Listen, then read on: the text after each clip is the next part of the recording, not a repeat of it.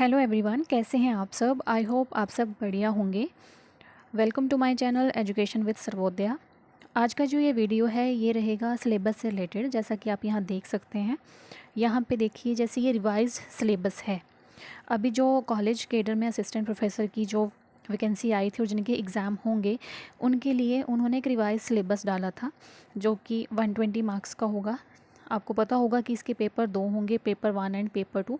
Paper 1 जो है सबके लिए जनरल है और पेपर 2 जो है आपका सब्जेक्टिव होगा। ड्यूरेशन आपको 3 घंटे की रहेगी और ये वाला जो सिलेबस है वो इंग्लिश का है। तो देख लेते हैं, जैसे इसमें 2 पार्ट में उन्होंने डिवाइड करा है सिलेबस। तो पार्ट 1 जो है 60 मार्क्स का होगा। उसमें यूनिट 1 में जो आपको पढ़ना है सबसे पहले वो देख लेते हैं। जैसे history of English literature from Chaucer to 1800। Chaucer की Canterbury tale is very important.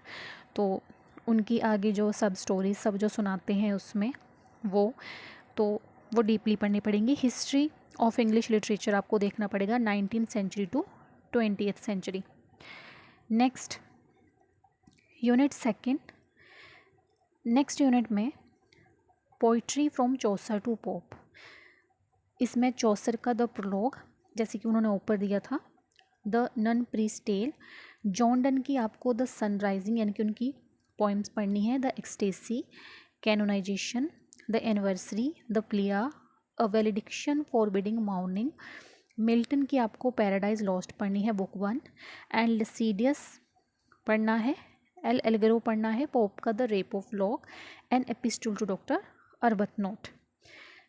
Then next unit में Shakespeare and his contemporary. Shakespeare के टाइम का आपको पढ़ना है, उनकी जितनी भी बुक्स हैं वो देखनी है।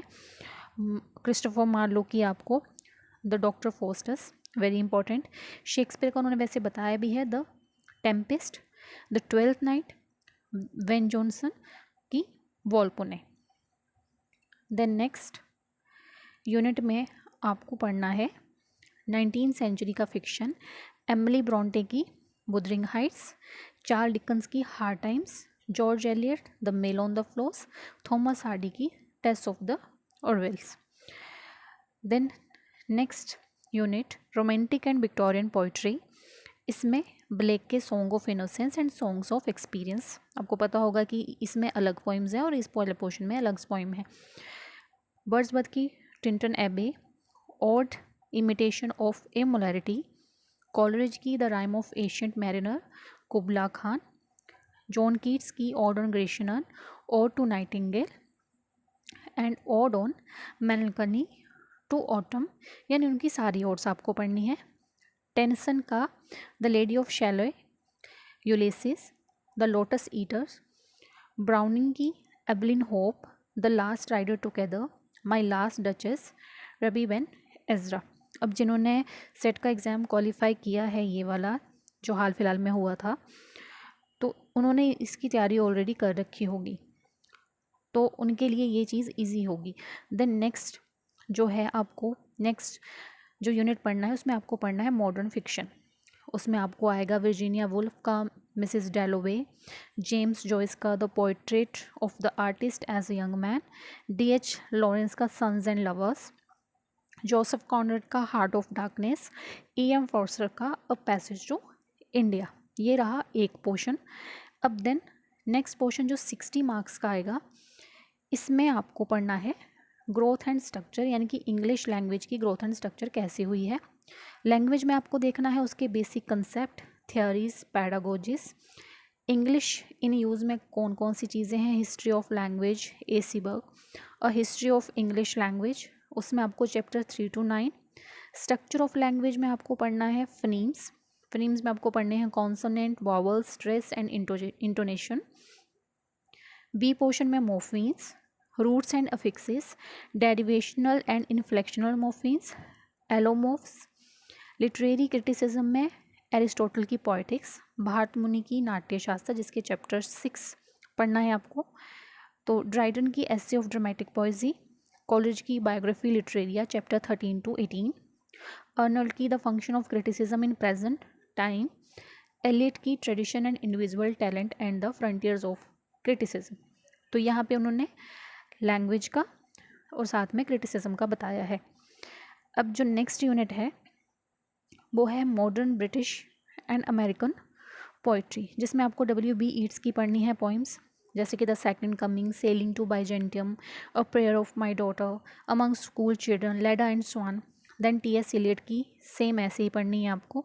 उसके बाद वॉल्ट विटमैन की बताई है। वॉल्ट विटमैन के बाद उन्होंने विलियम कैरलोस की बताई हैं। देन ऐसे ही आपको यहाँ पे 1 बाय 1 करके उन्होंने नाम दे दिए हैं जिस पोइट के आपको पढ़ने हैं। नेक्स्ट आएगा introduction to drama. Introduction of drama में आपको उसके element, forms, features. Modern British drama में G.V. शो का arms and man very important, Oscar Wilde का an ideal husband, T.S. Eliot murder in cathedral, John Arden की serjeant, Musgrave dance.